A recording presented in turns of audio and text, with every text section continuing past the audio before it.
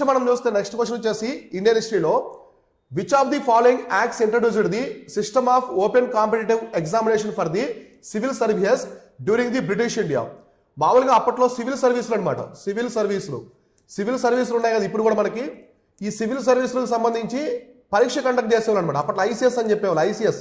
ICS అంటే ఇప్పుడు వచ్చేసి ఐఏఎస్ అనమాట. ఐఏఎస్ అప్పట్లో ఐపీ అని ఉండేది. ఐపీ అంటే ఇండియన్ పోలీస్ అని. ఇప్పుడు దాన్ని మనం ఏమంటున్నాం, ఐపీఎస్ అంటున్నాం. సో అర్థమైందా? ఇలా అనమాట. స్వాతంత్రం వచ్చిన తర్వాత మనం మార్చుకున్నాం ఈ పేర్లు ఐఏఎస్ ఐపీఎస్ అని. కాబట్టి అప్పుడు ఐసీఎస్ అని ఉండేది అనమాట. ఇండియన్ సివిల్ సర్వీస్ని పిలిచేవాళ్ళు. వాటికి ఏ చట్టం ద్వారా ఓపెన్ కాంపిటేటివ్ ఎగ్జామ్ పెట్టారు? పోటీ పరీక్షనే పెట్టారు. అందరికీ పోటీ పరీక్షని కండక్ట్ చేస్తారని చెప్పేసి అడుగుతున్నారు బ్రిటిష్ ఇండియాలో.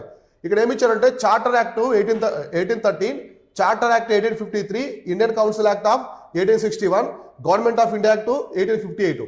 సో ఇక్కడ చార్టర్ యాక్ట్ అనమాట 1813. మనకి చార్టర్ యాక్ట్ ఉంటుంది. చార్టర్ చట్టం 1813 ప్రకారము ఈ యొక్క సివిల్ సర్వీసెస్కి ఏం కండక్ట్ చేశారు? ఓపెన్ కాంపిటేటివ్ ఎగ్జామ్ అనేది కండక్ట్ చేశారు. పోటీ పరీక్షలే పెట్టారనమాట. అందులో రాసి పాస్ అవ్వాలి. ఇప్పుడు మనం యూపీఎస్సీ రాస్తున్నాం కదా, ఆ విధంగా. అయితే మొట్టమొదటిసారిగా ఈ సివిల్ సర్వీస్ ఎగ్జామ్ అనేది మన ఇండియాలో కండక్ట్ చేసేవాళ్ళు కాదు. ఎక్కడ లండన్లో కండక్ట్ చేసేవాడు. లండన్లో ఈ ఎగ్జామ్ పెట్టేవాళ్ళు. కాబట్టి మన వాళ్ళంతా అక్కడికి వెళ్ళి రాసేవాళ్ళు. తర్వాత మన వాళ్ళు ఏమని రిక్వెస్ట్ చేశారంటే లండన్లో ఎగ్జామ్ జరిగేటప్పుడే ఇండియాలో కూడా ఎగ్జామ్ కండక్ట్ చేయండి. సో ఇండియాలో కూడా ఎగ్జామ్ కండక్ట్ చేస్తే ఇక్కడ కూడా రాయడానికి బాగుంటుంది. ఇక్కడ బాగా చదువుకోవచ్చు. కానీ లండన్ వెళ్ళేంత స్తోమత లేదు అప్పట్లో. చాలా మందికి లేదు కదా. చాలా పేదవాళ్ళు అందరూ ఉన్నారు. మధ్యతరగతి కుటుంబాలు ఉన్నాయి. లండన్ వెళ్ళాలంటే చాలా పెద్ద ప్రయాణం. కాబట్టి లండన్లో జరిగేటప్పుడే ప్యారల్గా ఇండియాలో కూడా ఎగ్జామ్ కండక్ట్ చేయమన్నారు. అయితే ఈ ఎగ్జామ్ అనేది మన భాషలో ఉండదన్నమాట. సో ప్రధానంగా అప్పట్లో ఈ సివిల్ సర్వీస్ సంబంధించిన ఎగ్జామ్ అనేది ఒకటి ఆంగ్లం. సో ఆంగ్ల భాషలో ఉండేది. సో ఆంగ్ల భాషలో, లేకుంటే లాటిను, గ్రీకు, ఇట్లాంటి భాషల్లో వీళ్ళు కండక్ట్ చేస్తారనమాట.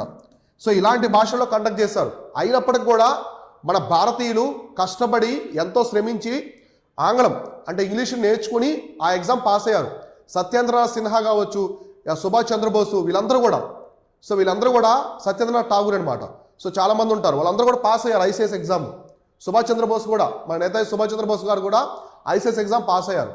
కాబట్టి ఈ యొక్క కాంపిటేటివ్ ఎగ్జామ్స్కి కండక్ట్ చేసే విధానాన్ని చార్టర్ చట్టం 1813లో వచ్చిన చార్టర్ చట్టంలో పొందుపరిచారనమాట. సో అర్థమైంది కదా.